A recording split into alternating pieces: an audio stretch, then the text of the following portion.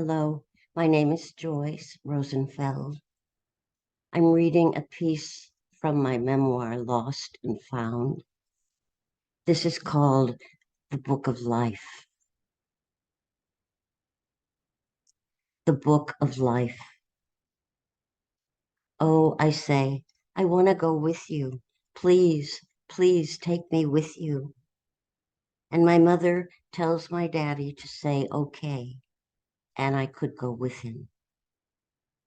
She says I could wear my new jumper, forest green corduroy, over a puff-sleeved blouse, white, with a Peter Pan collar, stiff and starched, and a little felt hat under which I imagine myself to be the maid Marian, riding beside Robin Hood through the sunshot green of Sherwood Forest, or Heidi twirling around and around on her grandfather's green mountaintop. There was a feather stuck in the grosgrain ribbon around the little hat's crown. It was red and blue and green. These were my new fall clothes, and it was autumn in the Midwest. Yellow and red, hot. Sycamore leaves, dry and as big as my two hands, made a crisp carpet on the sidewalk, and I kicked through them in my patent leather shoes, so proud beside my daddy. Just him and me, on the way to the shul on Academy Avenue, B'nai Amunah, on the high holy day of Yom Kippur.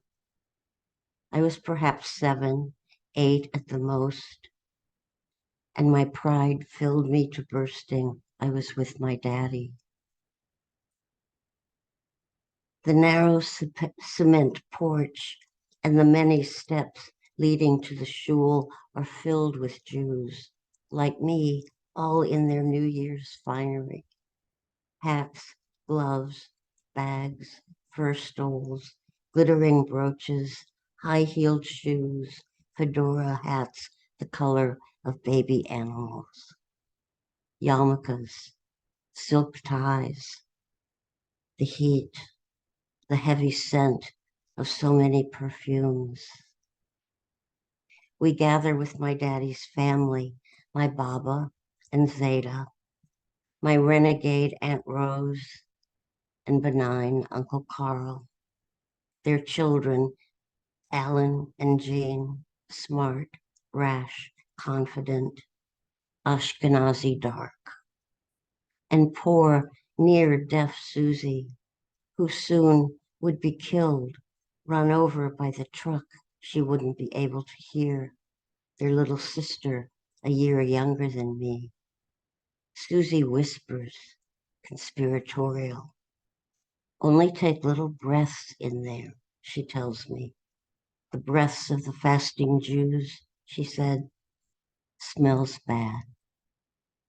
They call their mother and father Rosie and Carl. We enter into the shul, the women on the left, the men on the right. I thrill to the splendor of the arched stained glass windows telling their terrible stories in topaz and ruby red and sapphire and onyx. Terrible stories. Abraham, his arm raised high, the knife ready to come down into little Isaac's poor neck. Moses so angry, the smashing of the tablets, the burning bush, the miraculous parting of the Red Sea. In my memory, there's not one single image in those windows of a girl or a woman. I follow my daddy into a dark wooden pew not too far from the bima, where stand the rabbi, the cantor, and my Zeta, one of the founding members of B'nai Amunah, children of the faith, along with the patriarchs of the shul. The windows are aglow in the low afternoon light of this autumn high holy day.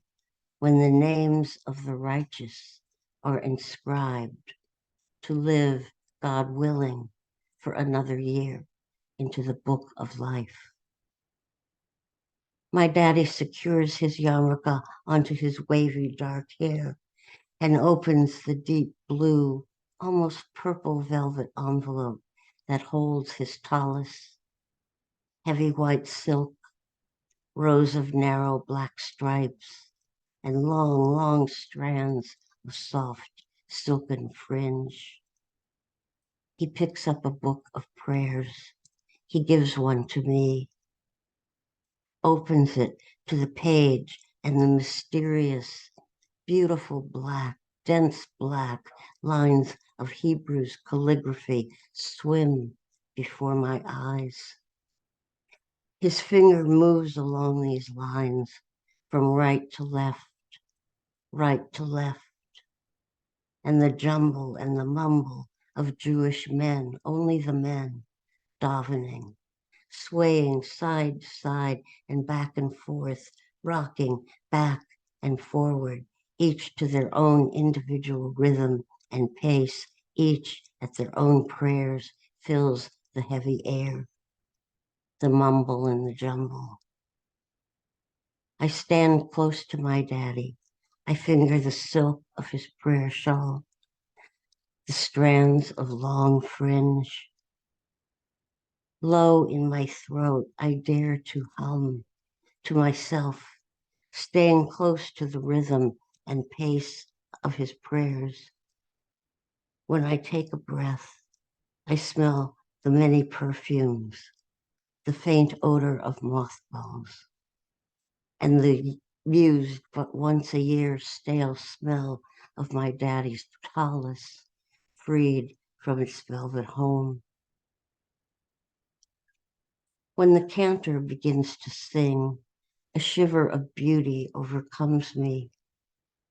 Rich tenor, emitted, rising and falling in a long language. A small sob at the end of each line. In the middle of a line, the beginning, a song of throbbing sobs, a lament, beseeching, a pleading. I am filled with the sound. Then the old men with rounded backs come to the bima, white beards, white hair, the round black of their yarmulkes resting at the back of their pink skulls. One of them approaches the elaborate box on the dais, the bima, and slowly pulls on the cord that draws open the miniature theater, the maroon velvet curtains of the Ark of the Covenant.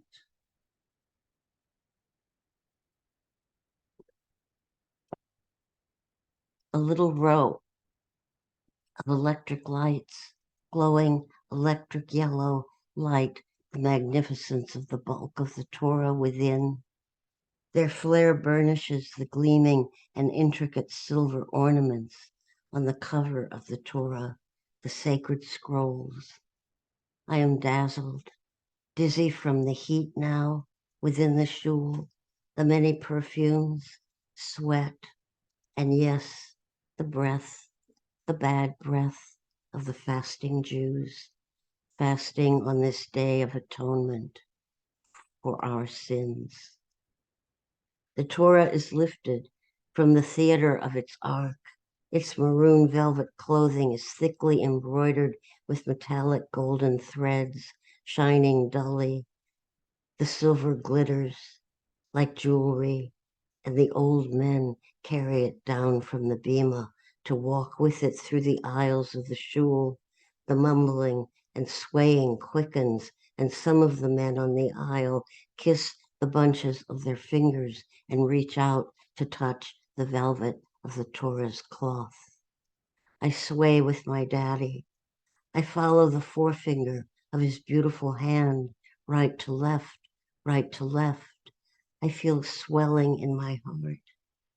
To the rhythm of my father's prayers, I chant low, and to myself, I am a Jewess. I am a Jewess. I am a Jewess. We go out into the waning autumn afternoon, the low sun shining in our eyes, and standing together, we thrill to the ancient sounding of the shofar, the piercing sound of the horn of the sacrificed lamb. Never again did I experience such a moment of religious ecstasy. Later, when the shul moved to its newly built, ultra-modern quarters in the suburbs of our city, the windows were left behind. The new pews were blonde and bland. The shul was now called the synagogue. I grew up. I grew away. Thank you.